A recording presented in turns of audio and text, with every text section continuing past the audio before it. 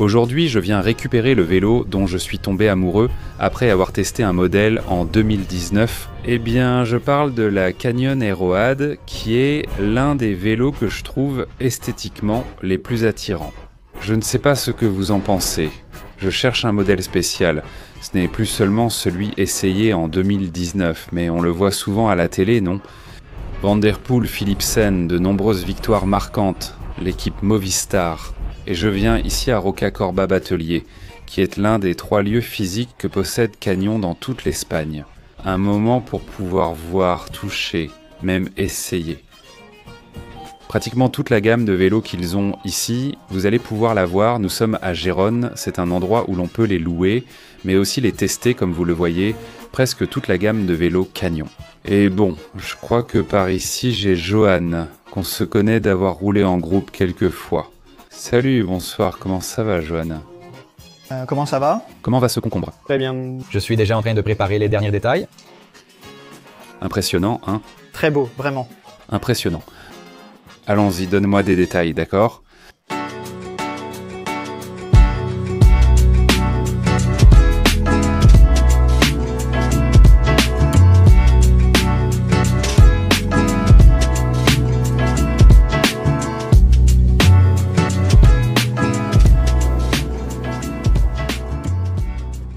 Profitons d'être sur le stand Canyon à Sea Otter Europe, où une grande partie est consacrée au nouveau service de personnalisation My Canyon, où nous avons en direct plusieurs des cadres que l'on peut choisir avec ces peintures personnalisées tellement chouettes, d'auteurs, dans ce cas par exemple d'une autrice.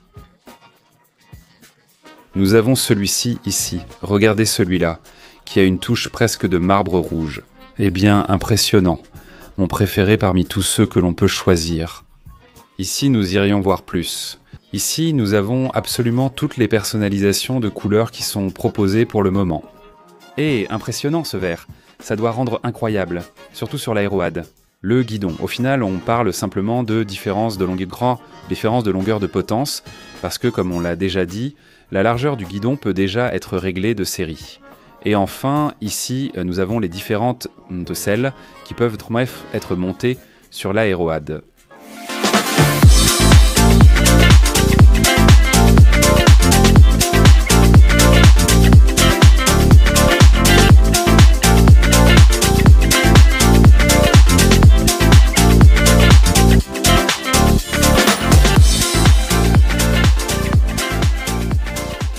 C'est ce qu'il y a de plus haut de gamme. C'est le modèle le plus haut de gamme pour ce vélo. Incroyable. Quels sont ses composants ? Les composants sont les roues. Ce sont les DT Swiss ARC 1100 avec moyeu 290. Elle possède le groupe Shimano Dura-Ace, bien connu de tous. J'ai été surpris par le choix des pneus, qui sont déjà montés en configuration mulette d'origine, si on peut dire ça comme ça. Oui. Avec 25 mm de largeur à l'avant, avec le Continental aérodynamique, avec ses rainures qu'il a, et pourtant 28 à l'arrière avec le GP5000, le mythique. Celui que tout le monde connaît aussi. Exactement, oui. C'est ce que fait Canyon avec son vélo aérodynamique. L'Ultimate ne l'a pas, mais le vélo aérodynamique, si. Ils veulent encore améliorer l'aérodynamisme en optimisant chaque détail. Alors ils te mettent entre ce pneu de 25 à l'avant, l'aérodynamique de Continental, et celui de 28 à l'arrière. Pourtant, les profils des roues avant et arrière font tout 50 mm. Exactement, 50 mm sur les deux. D'accord ? Et ce cadre, ces couleurs, on ne les voit pas à la télé, non ? Cette couleur, c'est celle de l'Alpecin. Je pense que Philipsen et Van der Poel ont remporté des courses. Ils l'ont utilisé, oui c'est ça. Ensuite, comme haut de gamme, le cadre CFR. Alors, c'est le carbone des professionnels qui est utilisé pour le Factory Racing. Je vais vous dire une chose, ne vous laissez pas tromper par l'esthétique de ce vélo, car c'est bien plus qu'un aéro.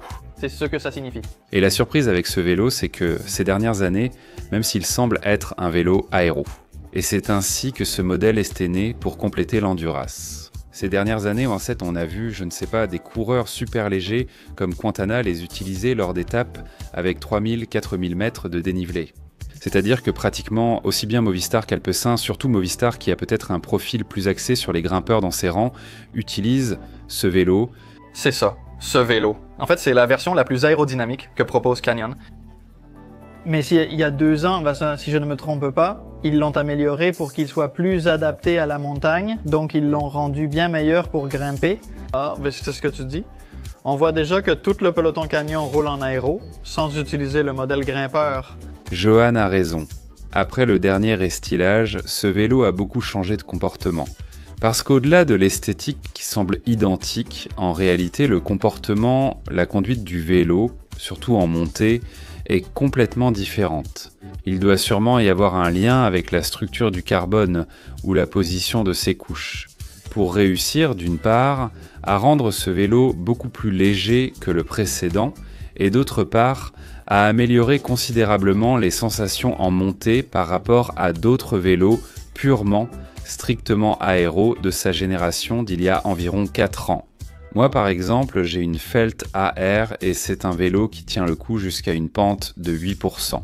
Au-delà, la différence avec un vélo de grimpeur pur est immense. Mais ce vélo, je ne parle même pas des pros capables de rouler avec n'importe quel vélo. Très rapide dans les cols des Alpes, en haute montagne.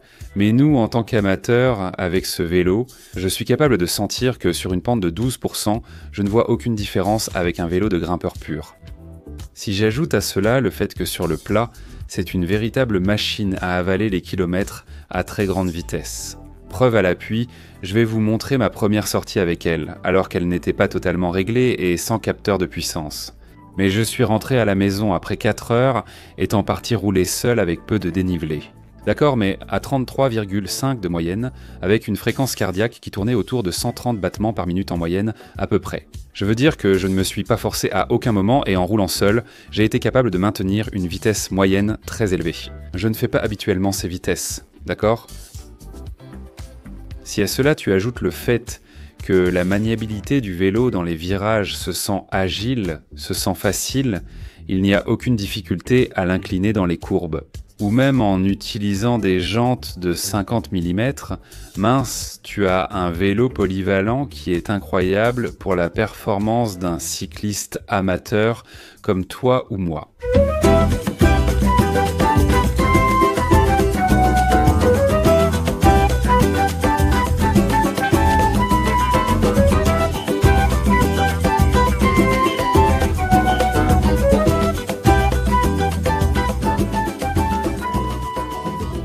Après avoir dit beaucoup de positifs sur l'Aeroad, ai-je vraiment une critique à lui adresser ?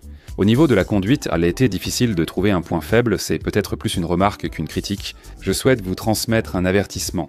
La première chose, avec Eschovartanti, c'est que la position sur le vélo est très radicale, elle est extrêmement orientée compétition. Je comprends que nous rêvons tous des vélos de nos idoles, mais si tu ne roules qu'une fois par semaine pour des sorties longues et confortables, ce vélo n'est sans doute pas pour toi.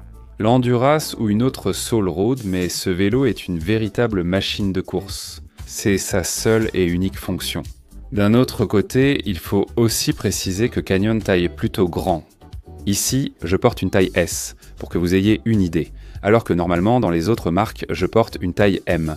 C'est quelque chose de très typique des marques d'Europe centrale, qui taillent généralement grand. D'accord ? Donc, tenez bien compte de cela au moment de choisir les tailles. Canyon a un tableau sur son site web où vous pouvez faire une estimation de la taille dont vous auriez besoin.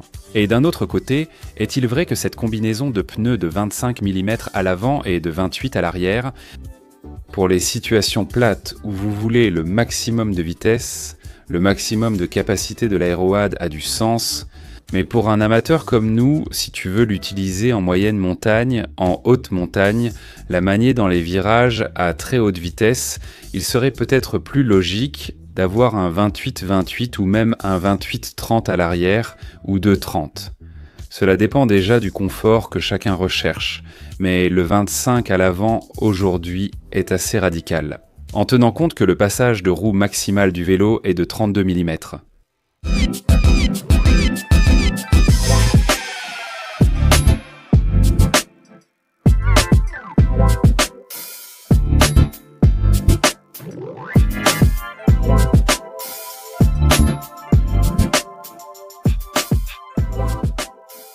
Si on fait une comparaison des géométries avec d'autres vélos Aeroad de référence dans le World Tour, vous allez voir que pratiquement tous affichent les mêmes chiffres. La seule différence que l'on peut percevoir avec la Canyon, et dans ce cas avec la Ridley, c'est que le tube de direction est au plus haut. Ne tombez pas dans l'erreur de penser que pour cette raison, cette Aeroad par exemple, ou même la Ridley elle-même, sont plus confortables parce qu'en réalité, ce qui se passe ici, c'est que les deux autres concurrentes dans ce tableau, la Colnago et la Cervelo, ont des jeux de direction moins bons. Mais elles atteignent ensuite une position plus haute grâce à des potences spécifiques, qui ont déjà cette forme-là. Donc comme vous pouvez le voir, en termes de géométrie, à peu près tous les vélos Aeroad actuels ont plus ou moins les mêmes chiffres.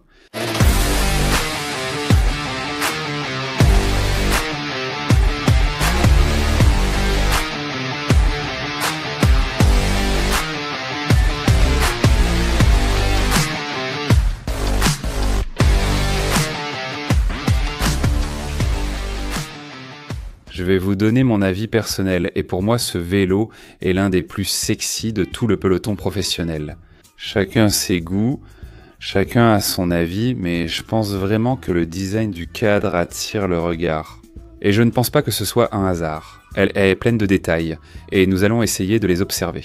C'est simplement une liste de choses esthétiques, qui fonctionnent très bien sur ce vélo, mais comme je vous le dis, je suis content qu'elles soient là. Comme par exemple, c'est un simple détail, mais regardez comment les axes sont cachés aussi bien à l'arrière que sur la fourche. Eh bien, ça lui donne déjà une touche distinctive. Que les haubans arrivent à mi-hauteur. C'est toujours sexy, parce que quand la bretelle arrive tout en haut, ça absorbe très bien ce que tu veux, mais esthétiquement, ce n'est pas la même touche. Et quand ils sont trop bas, parfois ça fait un peu bizarre. Et le fait que les propres bretelles, que cette barre diagonale et la fourche elle-même aient des sections aussi plates, presque comme s'il s'agissait d'un vélo de triathlon, ça lui donne aussi un style très différent. Regardez aussi le boîtier de pédalier. Regardez comment ici il y a une extension très travaillée de la base, comment elle avance vers l'avant, ce qui fait que lorsque la manivelle est positionnée ici, elle forme pratiquement une seule pièce. C'est une touche qui, je suppose, a sa fonctionnalité au niveau de la rigidité, mais qui marque aussi une différence esthétique. Et enfin, cette barre supérieure complètement droite, qui fait que, sans avoir de sloping, ce qui est généralement plus attrayant visuellement lorsqu'il y a une courbe vers le bas. Comme elle est plus fine, elle donne toute l'importance à la partie plate du tube diagonal, qui est en plus orné d'un logo surdimensionné. Alors qu'il y a déjà beaucoup de marques qui ont adopté des logos très petits, minimalistes. Je ne dis pas que c'est mieux ou moins bien, mais celui-ci en grand, allongé en diagonale, en italique sur cette barre. Alors, quelle est la largeur du guidon? Le guidon est à 40. On peut le mettre à 38. Ce sera illégal pour l'Union cycliste internationale, mais oui. Eh bien, mais je ne vais pas participer au Tour de France. On le met à 38 alors? Merci. Le processus consisterait à desserrer ces vis qui se trouvent ici en dessous. Il y en a 2 de chaque côté. C'est quelque chose que tout le monde peut faire chez soi, N'importe qui peut faire ça chez soi. c'est-à-dire tu peux modifier la mesure. C'est très utile pour comprendre quelle largeur convient à chaque personne, non? Parce que tu peux continuer à essayer différentes options. C'est ça. Sortir le samedi avec du 38, le dimanche avec du 40. C'est ça. Le problème, c'est que si tu ne sais pas bien le serrer, il faut vraiment bien le faire. Sinon, après, ça va commencer à grincer. Oui, mais toujours. Canyon explique bien cela sur son site web avec des vidéos montrant comment tout assembler correctement. D'accord. Et comme ça, on s'assure qu'il n'y ait pas d'erreur. Donc, on a déjà enlevé les 2 vis d'ici. Il suffit simplement de retirer. C'est une pièce, on la retire. Si tu veux le mettre plus étroit, il était sur 40. Tu as la mesure du 42 ici, celle du 40 est là. On doit sortir un peu de ruban pour le mettre sur 38, puis le remettre à l'intérieur. Parfait. Bon, dans le cas où il n'y a pas l'histoire du ruban au milieu, on parle de 3 minutes pour faire l'opération. C'est ça. Toujours avec une clé dynamométrique, hein. Toujours. Ne faisons pas de bêtises. En fait, pour bien serrer ça, il faut serrer les 2 vis séparément. Il faut d'abord serrer à 3 Nm chacun, puis augmenter progressivement jusqu'à 6. C'est ce qui a été expliqué dans la vidéo. Voyons à l'intérieur comment la forme qu'il a. Intéressant. On enlève ici le ruban, et tu vois, tu peux déjà voir qu'ici, il y avait écrit 39. Je t'ai dit 40, mais c'est 39 et 37. Là, tu as ça les mesures. En mettant une par ligne, tu sais à quelle mesure tu es. Puis tu mets les vis, c'est tout. Si on peut le mettre à 37, eh bien... À 37, c'est peut-être même trop, hein? Beaucoup trop illégal et tout. Beaucoup trop rapide. Recommendation Express. Recommandation express, ne jamais mettre de graisse au carbone ou tout autre type de graisse ici, à cet endroit. Tu l'insères à la mesure voulue, tu serres, c'est tout, sans graisse ni rien d'autre. Donc la question est-ce que c'est le vélo AeroAd le plus polyvalent qu'un amateur peut-il avoir? Eh bien, je n'ai pas essayé toutes celles qui existent sur le marché, mais parmi toutes les AeroAd que j'ai testées, je peux vous dire que c'est celle qui m'a donné la sensation d'être la plus globale, la plus polyvalente, celle dont j'ai pu tirer le meilleur parti dans toutes sortes de situations. À vous de jouer, indiquez en commentaire la note de 1 à 10 que vous donnez à ce Canyon AeroAd. Si un heureux propriétaire de cette génération ou d'une précédente veut partager son expérience, qu'il la laisse ci-dessous pour que d'autres puissent la lire, au cas où elle serait intéressée à l'acheter. Merci de liker la vidéo, de la partager avec vos amis cyclistes et de vous abonner si ce n'est pas déjà fait. D'autres vidéos arrivent. Soyez heureux, ciao!